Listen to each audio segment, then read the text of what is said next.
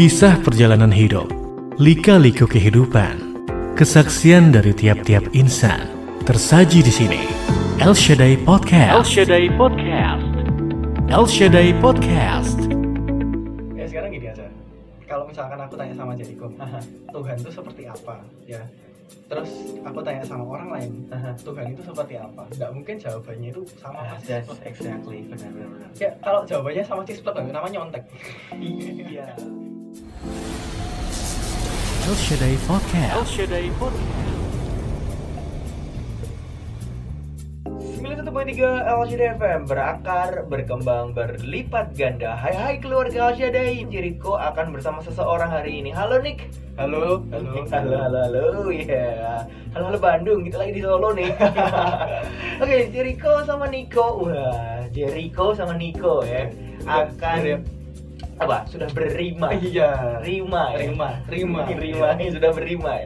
Kita berdua akan ngobrol bareng di El Shaddai Podcast. Kita akan ngobrolin seputar pekerjaan Tuhan kali ini dalam kehidupannya seorang Nico Alexander. Benar begitu, betul? Betul. Oke, tapi sebelumnya dong, Nick tolong kenalin diri kamu, Nick, biar keluarga El Shaddai yang ngerti nih. Oke, jadi halo keluarga El Shaddai semuanya.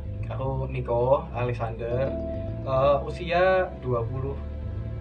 Seumuran lah Ya, kita seumuran lah ya pokoknya. Terus kuliah ada di Malang. Kalau pelayanan saat ini ada di U10 Teens. Kebetulan juga bantu di umum juga di Paragon kadang-kadang. Terus kalau apa lagi? Tempat tinggal. Oh, pelayanannya apa dong? Pelayanannya musik. Tempat tinggal. Oh, gitu.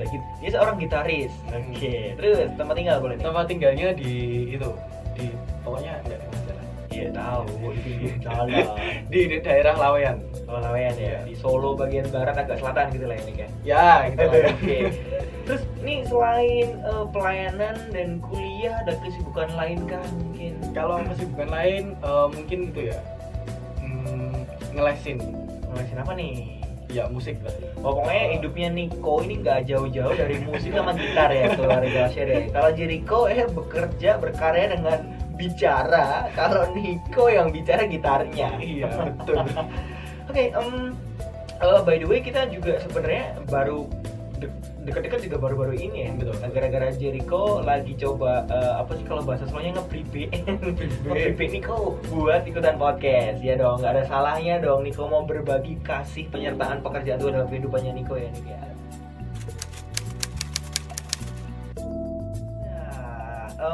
Emang asik ya nih ya, maksudnya ngobrol podcast santai gini. Terus kita sempat main-main mikrofon juga ya tadi ya. Pakai itu ya nih deh. Ya, pakai ini apa namanya? Gesekan tangan, ngocok-ngocok hand sanitizer, semprot-semprot. Semacam ASMR gitu ya. Yang nggak lepas juga sama kehidupannya Nico nih. Gitu. Bridging-nya masuk gak? Masuk banget kan ya. Sebagai seorang musisi, nggak lepas kan dari namanya suara. Betul. Iya kan. Kalau musik gak ada suaranya. Iya. Seneng sih Jericho main-main banget. Oke. Tell me more about your music life gitu. Oke. Jadi kalau hidup bermusik itu sebetulnya udah dari niatnya sih udah dari kecil ya, dari TK ya. Waktu itu ada ibadah di Surabaya kan. Itu hobinya itu kayak bocil banget ya, duduk paling depan gitu. Liatin waktu ibadah tuh yang diliatin bukan lagunya, bukan orang yang nyanyi, yang diliatin drumnya. Oke, ngeliatin drum. Iya, diliatin drumnya. Terus waktu musiknya udah main tuh kayak berusaha ngikutin gerakan drumnya. Padahal nggak tahu itu apa ya. Oke. Kayak ya udah asal goyang ya. Terus waktu habis ibadah itu kayak untung aja yang ngedrum itu kenal sama mama kan. Oke. Terus kayak diizinin, ya sana main no. Main kan, terus tertarik toh. Habis itu sama ayah kemudian kan ada yang kenalan ngelesi drum juga, ngelesi musik lah. Terus diajarin di situ basic ya beat lah, tempo lah gitu. Terus habis itu kan pindah ke Solo. Pindah ke Solo itu sekitar tahun 2007 kalau nggak salah. 2007 pindah Solo, habis itu lanjut lagi les kan. Terus di sekolah juga ternyata tuh ada kayak mata pelajaran yang buat musik. Itu mata pelajaran yang paling aku tunggu istilahnya. Iya. Itu jadi kok enggak sih waktu itu. Ya terus lanjut.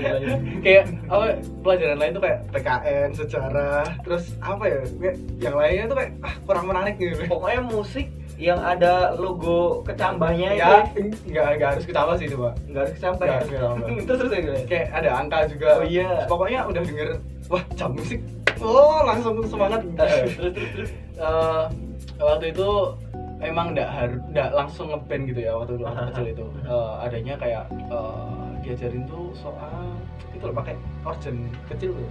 Sampai bukan keyboard ya, emang keyboard kecil. Betul. Bukan pianika yang ditiup gitu ya.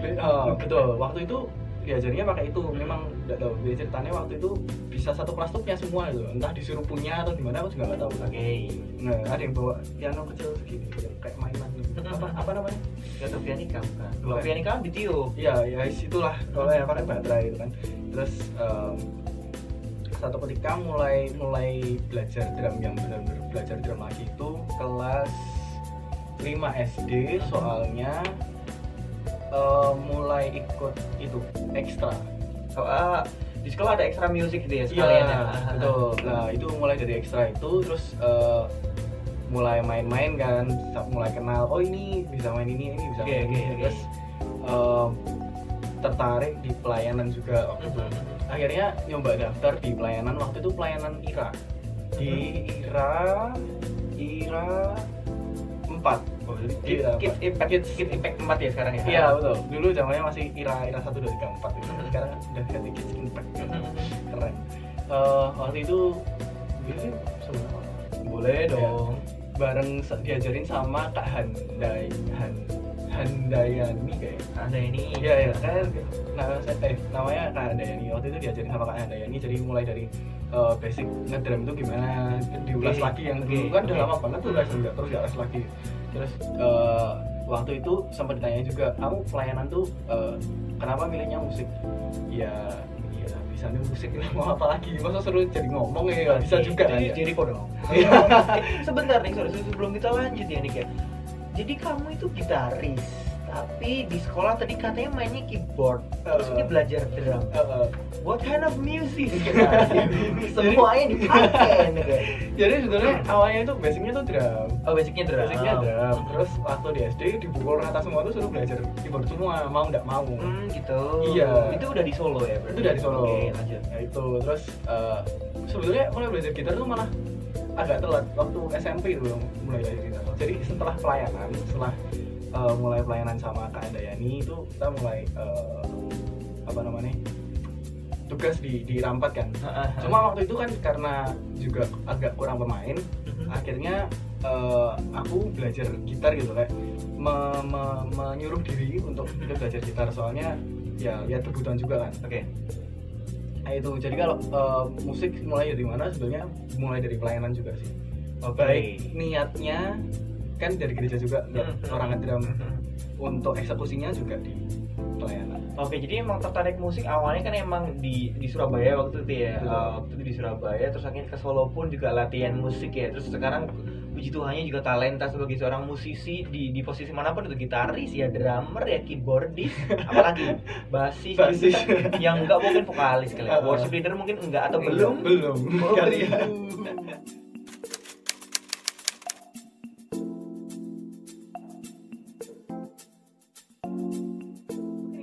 Ngomongin seputar memulai pelayanan ya, specifically di bidang musik nih. Ceritain dong sedikit. Jadi kalau mulai pelayanan itu kan di kelas 5 SD ya. Waktu itu kayak pelayanan yang menurutku kenapa musik gitu ya, kayak kelihatan keren aja gitu. Ya, pengen yang lihat main musik itu wah kok keren.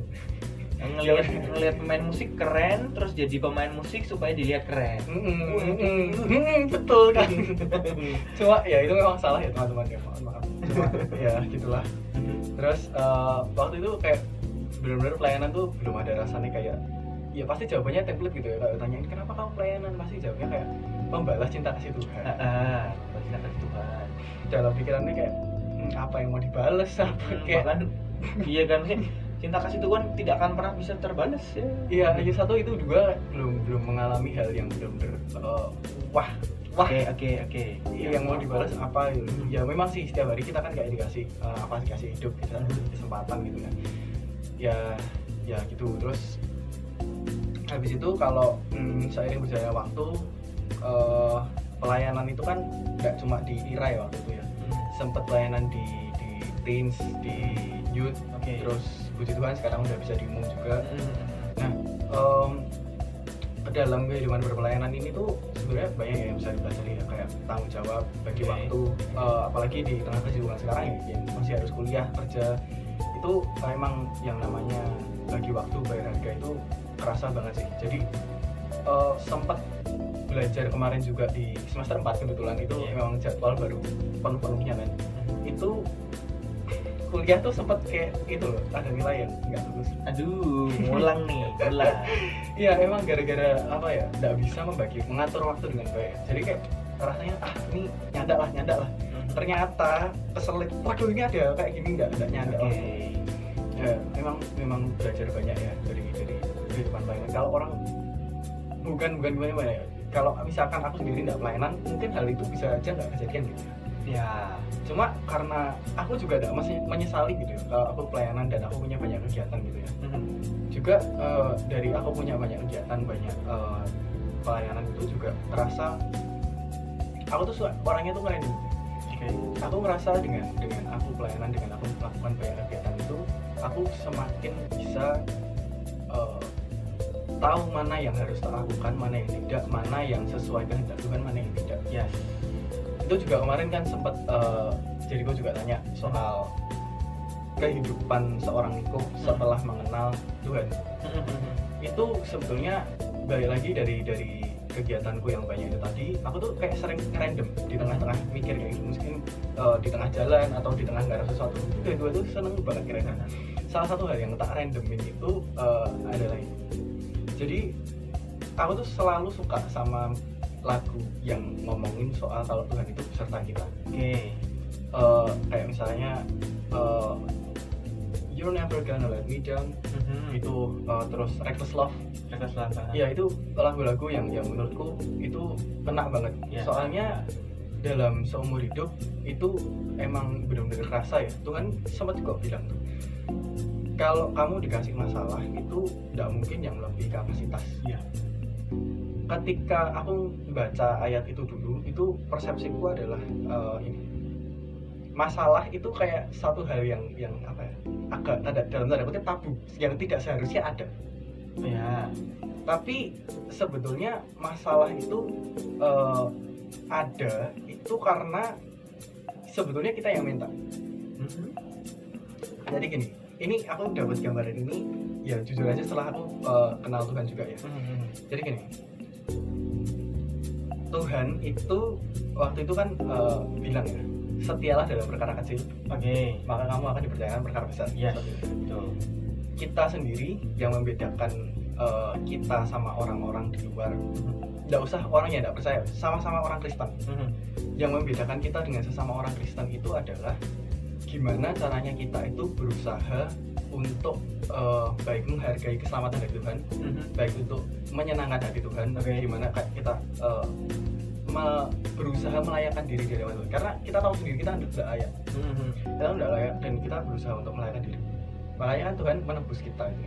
Nah, kita tuh oke lah, kita diselamatkan, kita ada di jalan kebenaran, dan jalan kebenaran sama jalan yang satunya itu, yang itu tidak cuma dua jalan gini, tidak cuma misah cabang kiri cabang kanan. No, cabangnya itu ada banyak. Tidak bisa dibilang kiri itu paling jelek, kanan itu pasti bagus, tidak bisa. Jadi gini, anggaplah kayak orang jalan. Hidup itu kayak orang jalan. Kita disuruh mendaki, kita disuruh mendaki gunung lah istilahnya. Ada tantangannya itu bisa aja jalannya tuh landai naik pelan-pelan. Bisa aja jalannya itu terjal gitu ya. Bisa naik turun juga kan.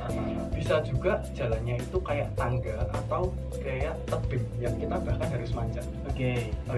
Jadi tujuan kita dari awal tuh dari start sampai titik akhirnya yang kita nggak tahu, nggak kelihatan. Pokoknya kita tahu lah pokoknya ini tuh jalannya bener, jalannya salah. Soalnya kita kan tahu sendiri kelakuan kita tuh yang kita lakuin tuh, oh ini salah ini bener. Ya itu awalnya itu kan pasti kita belajar untuk merangkak. Maaf. Kita belajar untuk merangkak gitu. Sebetulnya berangkang terus tuh ya enak loh guys. Kita kayak sebagai anak kecil kita dianggap sebagai anak terus itu sebetulnya enak. Kita jalan sampai belajar untuk jalan supaya bisa lebih cepat lah. Kalau orang lain mau berangkang terus itu sebetulnya nggak masalah buat kita. Betul ya? Karena kita mau mencapai tujuan itu lebih cepat atau enggak. Betul. Jadi kalau tadi emang tujuannya itu supaya sampai puncak, jalan yang landai, tangga sama tebing, sebetulnya dapat tebing lah ya, paling cepat tuh tebing ya. Tapi kan mungkin waktu kita disuruh awal jalan sama Tuhan itu kita langsung suruh manjat tebing kan? Jadi ada prosesnya di mana kita bahkan seperti anak-anak ya, dari bayi, anak-anak terus remaja menuju dewasa itu kita punya kemampuan yang masing-masing di situ. Betul. Itu bagaimana juga Niko berusaha untuk mengenal Tuhan lebih dalam lagi, bahwa kalau kita bilang menurut Niko kita sudah mengenal Tuhan, itu kayak bagi Niko itu kayak masih hal yang kurang, karena pengenalan akan Tuhan itu kayak sebuah perjalanan ya. Betul. Entah itu ada tebing, ada jurang sekalipun, yang penting kita berjalan sama Tuhan kita aman. Betul. Gitu berarti. Betul. Ya Niko ya. Jadi kalau aku bisa ngabarin itu tadi itu istilahnya tadi aku kan bilang masalah itu sebenarnya kita sendiri yang itu gimana tuh? Itu gini, kalau kita mau sampainya cepat, kita harus belajar yang namanya jalan, kita harus belajar yang namanya naik tangga. Dan itu kita yang minta untuk diajari. Tidak mungkin bayi itu langsung belajar naik tangga sendiri, langsung belajar naik tebing sendiri.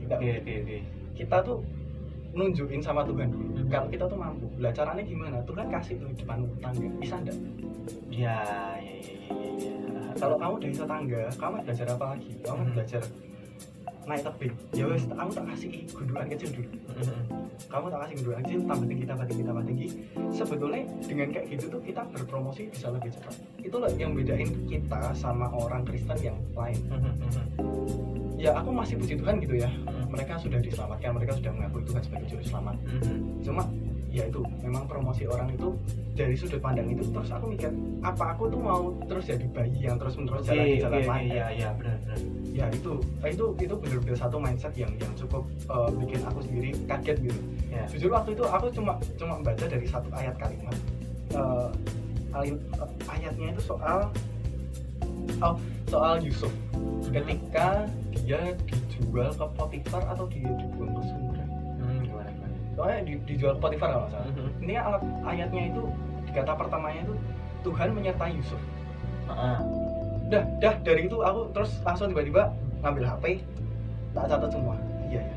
Ternyata tuh masalah tuh ada tuh bukan kayak hal yang tabu, hal yang bukan seharusnya udah ada di situ. Tapi sebetulnya masalah ini tuh justru Tuhan kan tadi udah tak bilang juga kalau masalah yang dikasih Tuhan itu tidak mungkin melebihi dari kapasitas kita. Oke.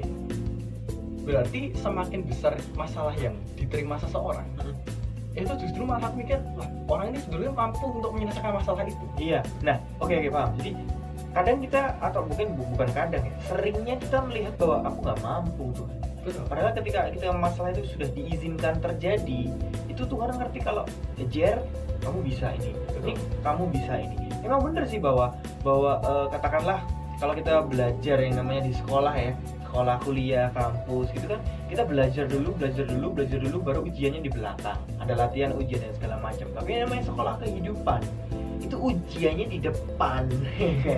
Ujiannya di depan, pembelajarannya di belakang. Pembelajarannya itu pun tergantung kita ya, mau belajar atau enggak. Betul. Ya, ujiannya di depan, nggak pakai kisi-kisi, nggak pakai materi, nggak ditanyain mau atau enggak. Yang penting Tuhan tahu kita mampu pasti. Tinggal kita mau harusnya. Harus tinggal mau, kita berjalan sama Tuhan, kita merangkak sama Tuhan. Bahkan kalau kita bisa udah belajar terus merangkak, kita bisa berjalan, berlari, bahkan terbang bersama-sama dengan Tuhan, mengatasi, menyelesaikan setiap masalah kita bersama-sama dengan Tuhan gitu ya Nick ya. Wah, mantap banget nih Nick nih. Apalagi mungkin sebelum segmen terakhir nih, habis ini segmen terakhir, satu segmen lagi nih Nick, boleh? Apa ya, kalau ya tadi ya, kalau mengenal Tuhan itu pasti proses ya. soalnya kenapa aku bilang proses itu ya sekarang gini aja, kalau misalkan aku tanya sama Jericho, Tuhan itu seperti apa ya, terus aku tanya sama orang lain, Tuhan itu seperti apa, nggak mungkin jawabannya itu sama persis. That's exactly, benar. Ya kalau jawabannya sama Cispet namanya nyontek. Iya, padahal hidup kita beda ya. Betul. Kita nggak bisa nyontek dari kehidupannya orang lain, bahkan kita nggak bisa tukeran dalam tanda kutip jawaban sama kehidupan orang lain. Emang tukeran kehidupan? Nggak bisa dong. Iya. Makanya itu emang kita nggak bisa tahu mukanya Tuhan itu seperti apa ya. Paling kita tahunya tuh kayak penggambaran di film, penggambaran di patung, di gambar. Soalnya kalau kita bilang kita bisa tahu wajahnya Tuhan itu benar-benar cuma orang yang dikaruniai aja yang bisa melihat. Kita nggak bisa bilang kalau wah Tuhan tuh gimana ya, rambutnya panjang jenggoten, itu kan nggak mungkin ya. Jadi kalau kita bilang kita bisa mengenal Tuhan 100% itu menurutku belum.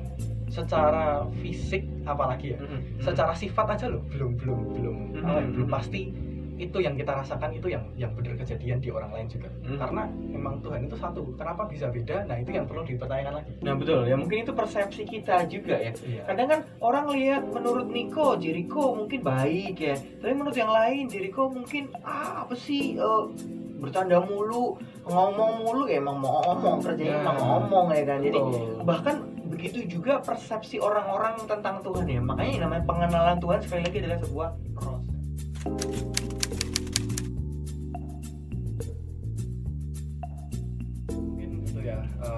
Mungkin dari sudut pandang aja yang terakhir ya. Jadi sudut pandang ini itu memang satu hal yang cukup merubah ketika dulu belum kenal sama Tuhan benar-benar gitu ya, sampai sekarang masih dalam proses pengenalan. Itu yang namanya sudut pandang itu pasti berubah, dan itu menurutku yang paling merubah diri Niko gitu ya. Salah satu sudut pandang yang menurutku juga kritikal gitu ya, itu tentang baik dan buruk ketika orang berdoa. Oke.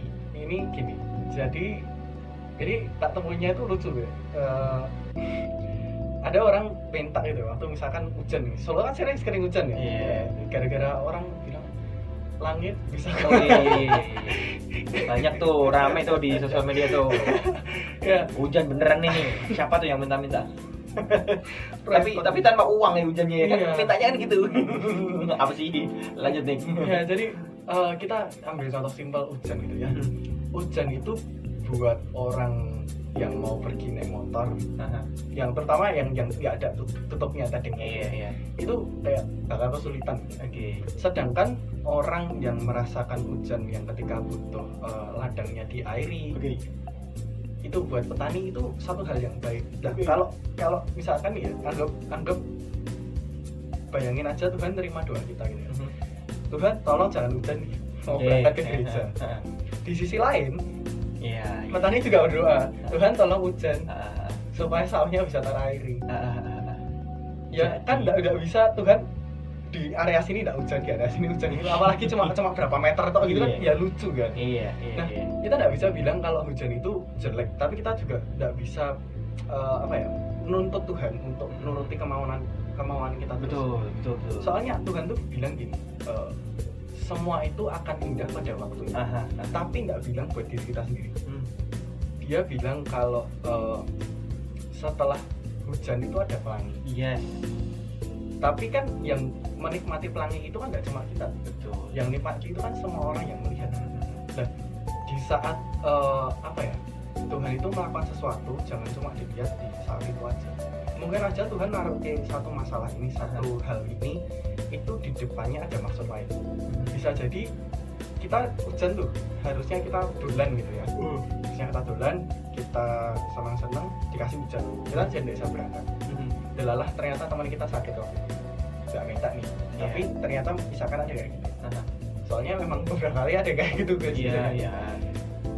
Dari itu kita juga jadi nggak kena penyakit, berkurang lah resikonya. Betul, di rumah aja kan? Di rumah aja. Nah itu menurutku juga salah satu cara Tuhan untuk membuat kita tuh aman, supaya nantinya itu indah pada waktunya itu tadi. Nggak semuanya itu kelihatannya langitnya biru terus. Ya itu sih yang terakhir yang mau tak sampaikan dari Iya. Yang menarik ya sudut pandang ya tadi ya, bahwa hujan itu, apakah hujan itu baik? Ya belum tentu. Apakah hujan itu buruk?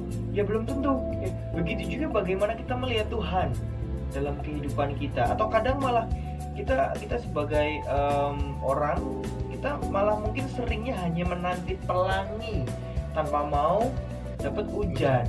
Kita hanya mau dapat berkatnya Tuhan, tapi nggak pernah mau usaha. Apa ya, emang benar-benar jatuh dari langit? Ya enggak dong. Mungkin ketika kita berusaha, kita mengerjakan sesuatu, atau mungkin ketika kita pengen sesuatu, kita pengen beli barang sesuatu, kita udah nabung sekian waktu, terus kita bisa beli. Apakah itu gara-gara kita sendiri? Oh tidak. Mungkin memang Tuhan memakai kita untuk mendapatkan barang yang kita inginkan itu pakai uang kita sendiri dengan cara kita menabung. Ini salah satu juga bentuk mujizat, salah satu juga bentuk pertolongan dan pekerjaan Tuhan dalam kehidupan kita, gitu ya Nick ya. Jadi oke, Jericho pun juga belajar banyak hari ini sama Nico. Thank you bro. Wede, tas lu dong, biar like. Woi. ASMR mulu kita ya.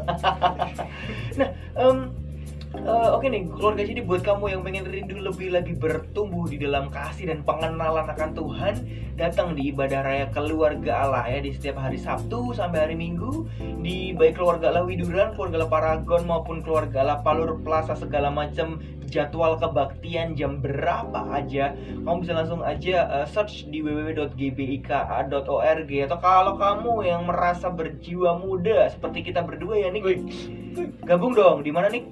Youth and Teens Impact. Hari Kamis jam 5:30 di GBK Widuran. Betul, di ruang battle ya. Reservasi segala macam, pokoknya pantengin aja terus www.gbka.org. Gitu nih. Oke Nick, thank you banget ya. Thank you buat seru-seruan hari ini, asal dari podcast hari ini. Nanti kalau videonya udah diupload, jadi kau infoin ya. Makanya kalau istri kamu juga langsung aja subscribe. Jadi kau ingetin lagi akun atau channel YouTube-nya Keluarga Allah, maksudnya Elshadai FM. Akun channelnya Keluarga Allah juga di subscribe juga ya. Akun channelnya Elshadai FM juga di subscribe juga. Ya, oke, akhirnya cukup Elshadai podcast untuk edisi hari ini. Saya temannya Nico dan saya temannya Jericho. Kita berdua pamit yuk, makan yuk, lapar nih. Ayo.